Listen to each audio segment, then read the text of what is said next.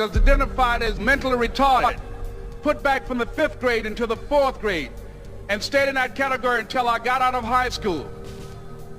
I don't have any college training, but I met a high school teacher who one day changed my life. I was waiting on another student, and when he came in, he said to me, "Young man, go to the board and write what I'm about to tell you." And I said, I can't do that, sir. He said, "Why not?" I said, "I'm not one of your students." He said, "It doesn't matter. Follow my directions now." I said, "I can't do that, sir." He said, "Why not?" I said, "Because I'm educable mentally retarded." And he came from behind his desk and he looked at me. He said, "Don't ever say that again. Someone's opinion of you does not have to become your reality." And as he talked, my heart began to beat fast.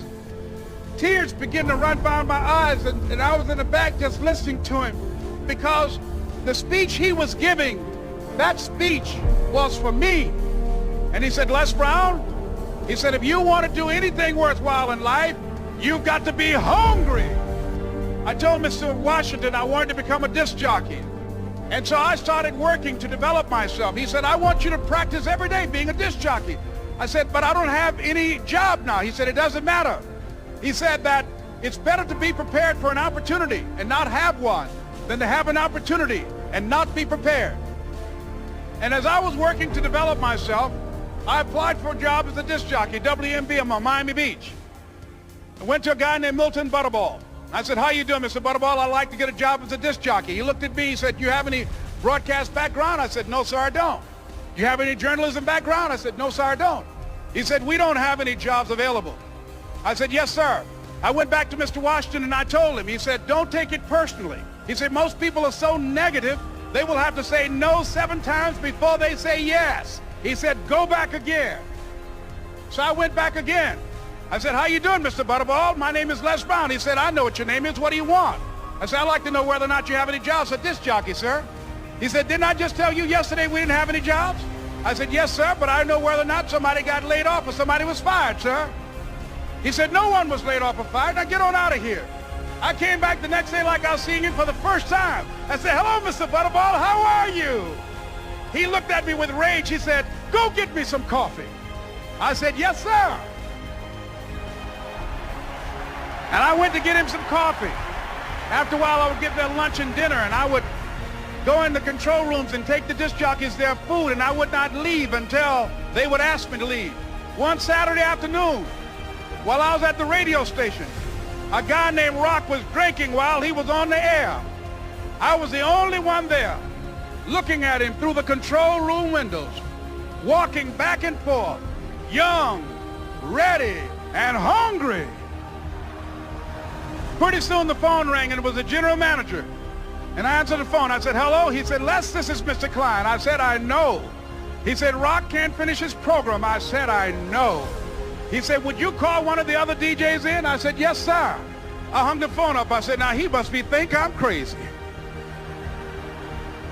I called my mom and my girlfriend, Cassandra. I said, "Y'all turn up the radio and come out on the front porch. I'm about to come on the air." I waited for about 20 minutes, and I called him back. I said, "Mr. Klein, I can't find nobody." He said, "Young boy, do you know how to work the controls?" I said, "Yes, sir." He said, "Go in there and don't say nothing here." I said, "Yes, sir." I couldn't wait to get behind those controls. I put on an old Stevie Wonder record called Fingertips. I sat down behind that turntable. I said, "Look out, this is me, LB Triple P. Les Brown, your platter playing papa. There were none before me, and there will be none after me. Therefore, that makes me the one and only. Young and single and love to mingle, certified, bona fide, indubitably qualified to bring you satisfaction, a whole lot of action. Look out, baby, I'm your love man." I was hungry. I was hungry. You got to be hungry. Begin to know that you have greatness within you.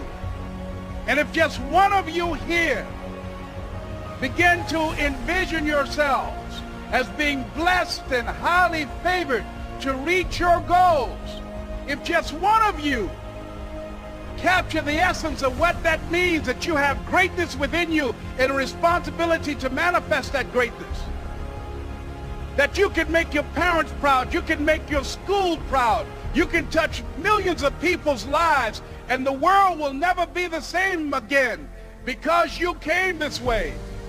It was hard, ladies and gentlemen, coming to speak to people. And I was facing financial difficulties in my own life.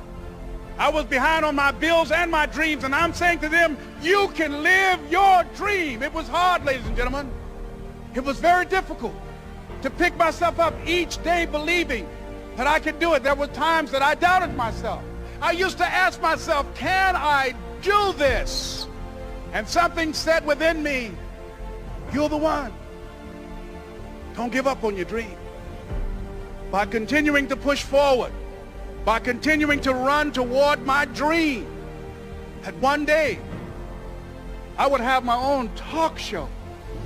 It's a long shot, ladies and gentlemen, from Liberty City, an abandoned building on a floor, never knowing my mother or father. It's a long shot. Being here with you today in this dome in Atlanta, it's a long shot. No college training, labeled educable, mentally retarded, but I kept